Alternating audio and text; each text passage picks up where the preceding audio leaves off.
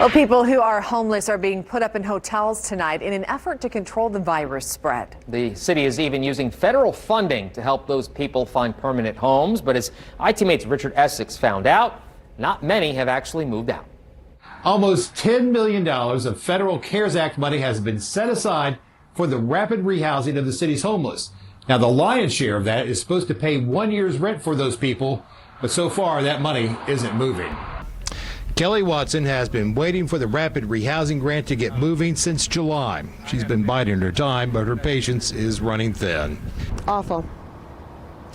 I wouldn't wish this on someone that I didn't really particularly care about. A black mold infestation forced her out of her last place. With the help of the Damien Center, she was placed here in this hotel out by the airport. The city has taken over this airport and has budgeted $2.1 million for the care and feeding of 200 or so people, or about $7,000 per person. There's another $7.1 million set aside to get Watson and others into permanent housing.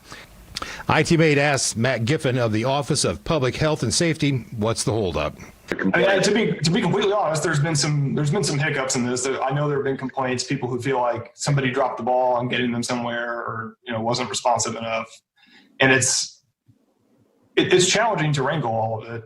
I think. Yeah.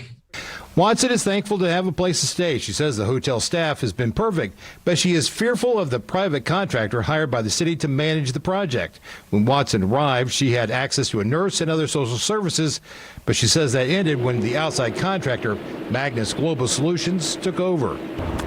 You're at risk here. Every night it's a challenge. She says since they have taken over, residents have been harassed by security in the middle of the night. Others have been thrown out. She says the environment feels like prison and unsafe.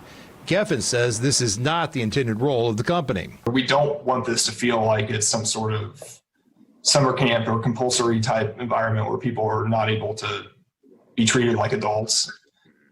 And for that reason, we're not doing, we've instructed the staff they're not supposed to be doing intrusive room searches. They're not supposed to be violating people's privacy. Watson says she hardly sleeps at night out of fear of security coming and banging on her door. This is a big problem. There's a lot of people, no matter where they're from and these are human beings. They treat animals better. She has expressed her concerns in dozens of letters and emails, phone calls to city officials, but she says no one has responded. I did talk to Magnus Global Solutions, and they would not allow us to videotape them and referred all of our questions to the city. The city tells ITMate they are working on the problems. In Indianapolis, Richard Essex, Wish TV, WishTV.com, and follow us on Facebook.